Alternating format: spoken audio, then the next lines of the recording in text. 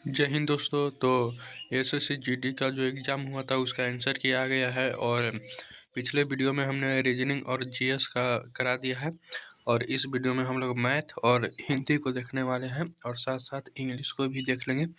तो चलिए, ये तो रीजनिंग का है, स्क्रॉल करते हैं इसको और मैथ या हिंदी पर आते हैं।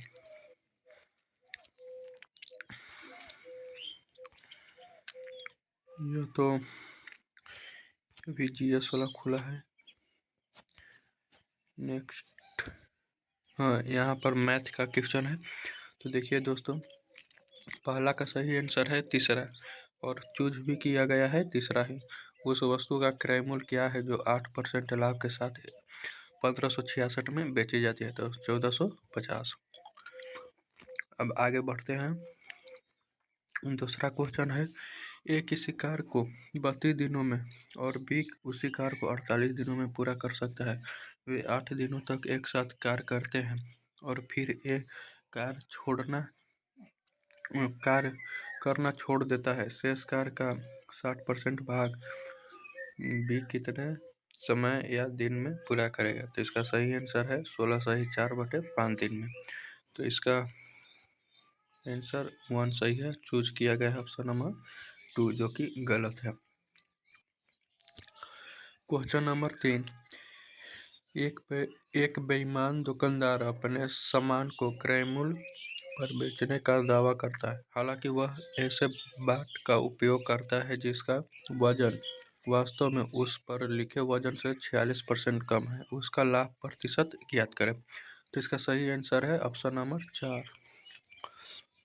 तो चलिए आगे बढ़ते हैं और इसका चूज किया गया ऑप्शन नंबर 2 जो कि गलत है। क्वेश्चन नंबर 4 क्या है कि एक संख्या को पहले 15% घटाया गया और फिर 20% बढ़ाया जाता है। इस प्रकार प्राप्त संख्या मूल संख्या से 78 अधिक है, तो मूल संख्या ज्ञात करें। तो इसका सही आंसर है ऑप्शन नंबर 3 और चूज किया गया ऑप्शन नंबर 2 जो कि गलत है दोस्तों।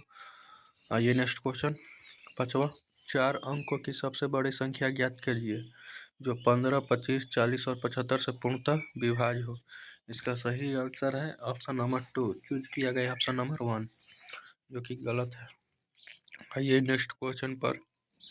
क्वेश्चन नंबर 6, 28, 60, 120 और 135 का एलसीएम क्या होगा? इसका सही आंसर ऑप्शन नंबर 4 और चूज किया गया ऑप्शन नंबर 2 जो कि गलत है।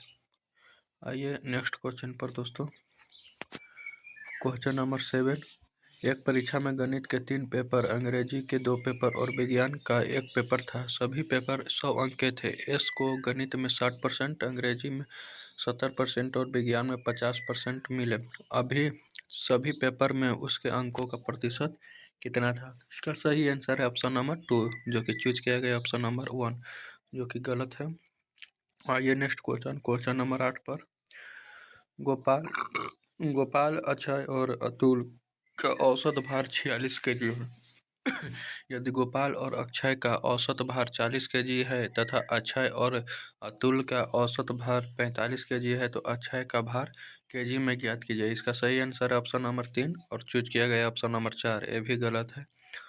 आइए नेक्स्ट क्वेश्चन है 9वां, 210 मीटर और 140 मीटर लंबाई वाली दो रेलगाड़ियाँ एक ही दिशा में क्रमशः 80 किलोमीटर प्रति घंटा और 150 किलोमीटर प्रति घंटा की चाल से गतिमान है।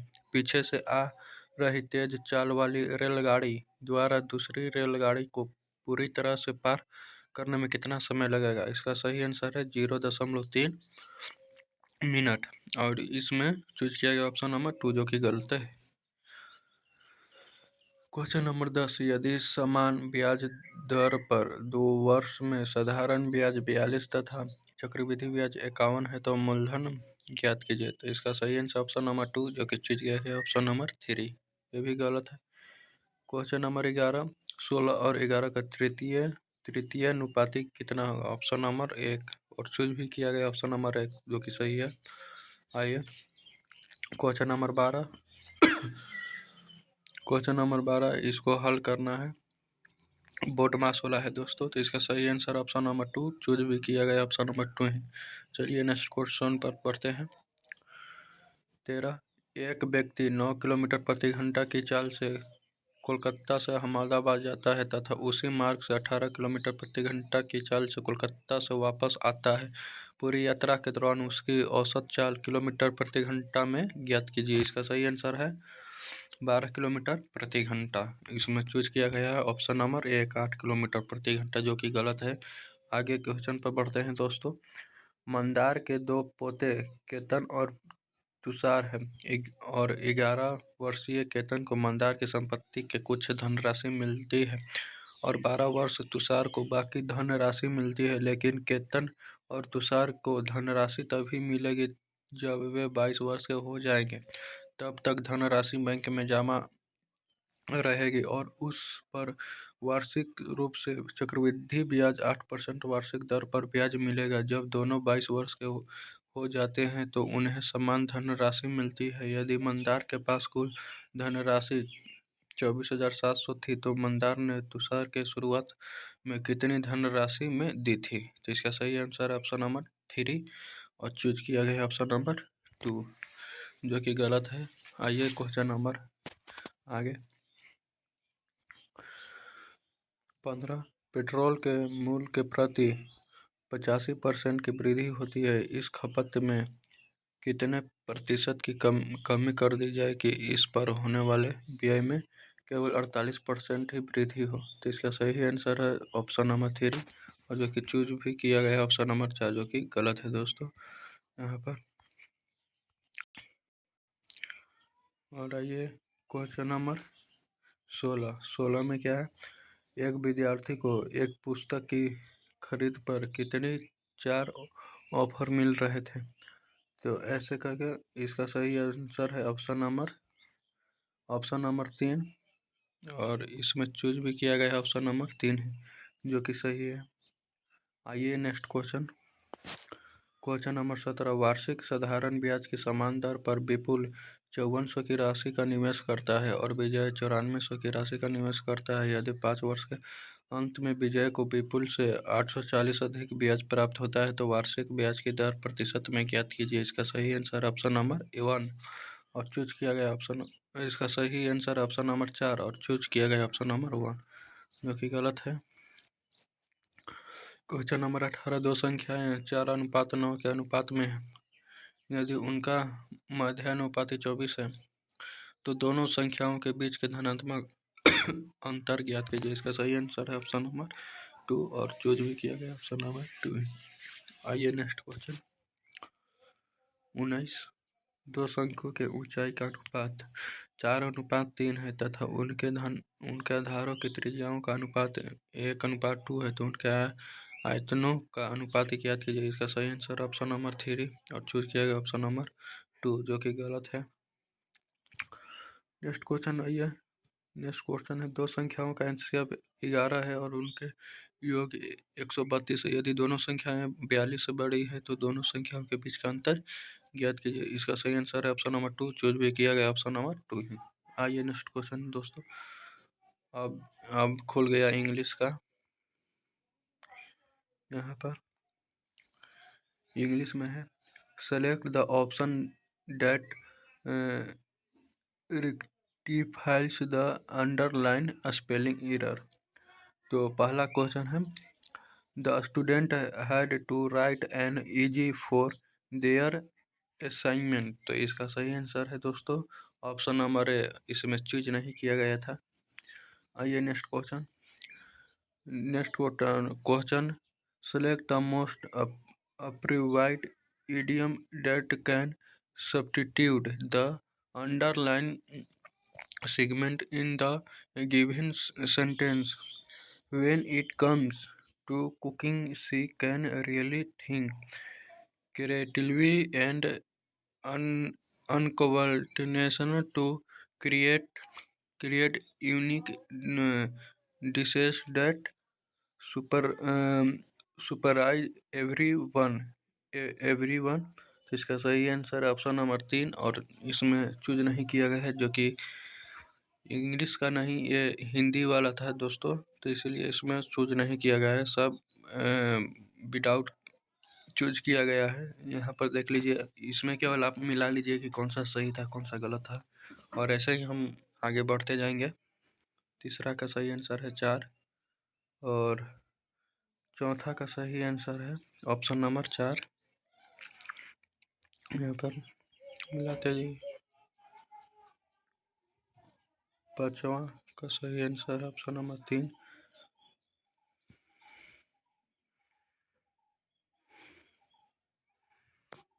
छठा का सही आंसर है ऑप्शन नंबर 3।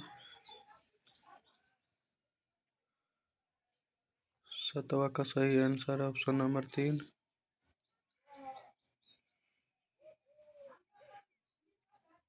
आठवां का ऑप्शन नंबर है ऑप्शन नंबर ए।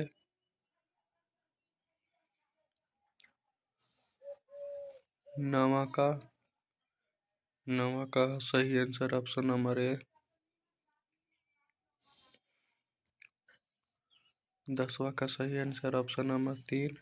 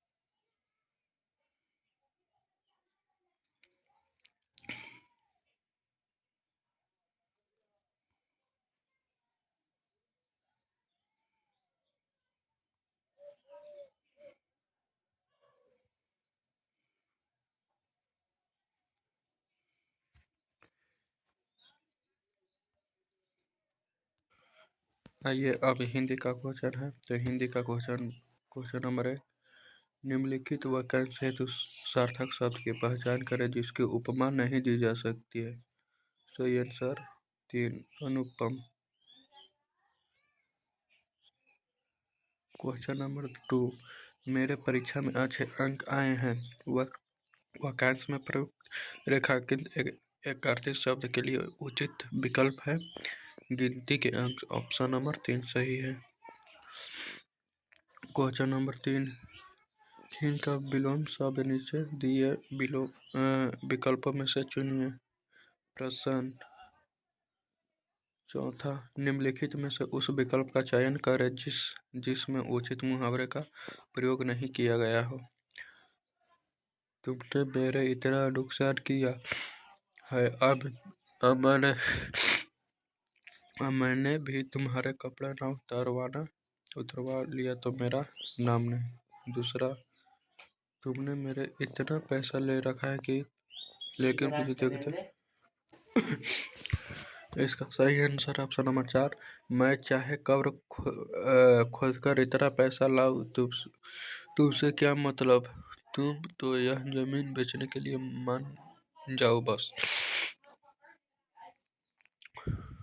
पांचवा, 6 महीने का समय। उपरोक्त वाक्यांश के लिए एक शब्द चुनिए। 6 माही।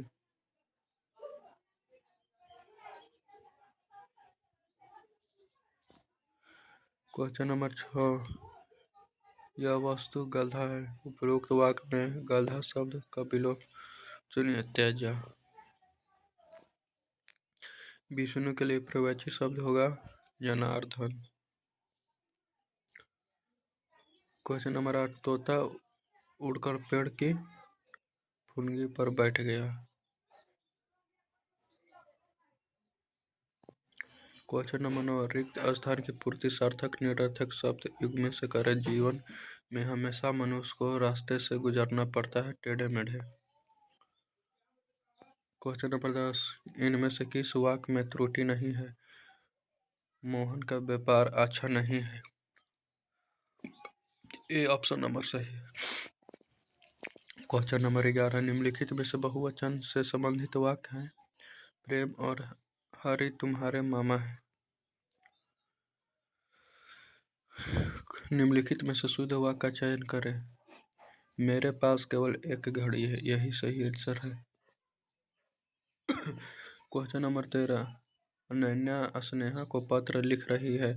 प्रेरणार्थक क्रिया का प्रयोग कर इस वाक्य को लिखिए। तो इसका सही answer option number 4, Ananya Sneha से पत्र लिखवाती है।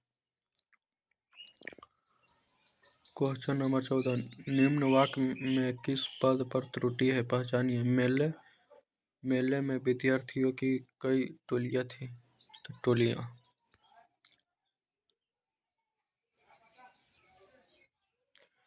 क्वेश्चन नंबर 15, निम्नलिखित में से विशेषण युक्त पद नहीं है। उतर चढ़ाव, ऑप्शन नंबर 2। अब आ गया कॉम्प्रीहेंशन, यानी कि इसमें से चूज करना है, तो चूज कीजिए। निम्नलिखित गद्यांश में से कुछ शब्द हटा दिए गए हैं। यह गद्यांश है। दिए गए विकल्प की सहायता से रिक्त स्थानों की पूर्ति करें। पहला, एक युवक पत्थर की बेंच पर बैठकर टिफिन खाता हुआ उससे कुछ दूर एक उम्रदराज मगर तंदुरुस्त आदमी शहनाई जैसा वाद्य बजा रहा था। इसका सही answer option number 3। Question number 16, question number 17 में क्या होगा?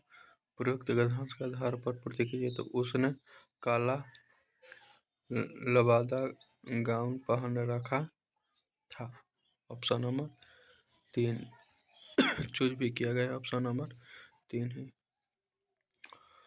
आइए क्वेश्चन नंबर 18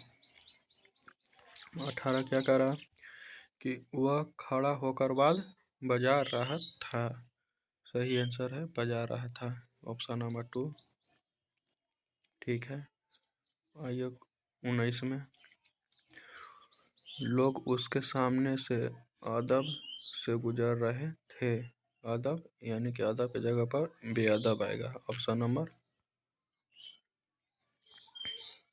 3। क्वेश्चन नंबर 20, पास में पेन सिक्के न होने का अफसोस हुआ, यानी कि रूपक। सिक्के के जगह पर क्या आएगा? तो रूपक। इसमें सही आंसर है ऑप्शन नंबर 3। तो ऐसे ही पूरा समाप्त हो गया दोस्तों, और नेक्स्ट वीडियो में अगले क्वेश्चन पेपर एनालिसिस कराएंगे। तो चलिए मिलते हैं नेक्स्ट वीडियो में। सभी को जय हिंद, वंदे मातरम। एक बार अच्छे से इस कॉम्प्रिहेंशन को पढ़ लीजिए, यानी कि गद्यांश को, और पूरे अच्छे से इसको सॉल्व कीजिए। मिलते हैं नेक्स्ट वीडियो में। जय हिंद, वंदे मातरम।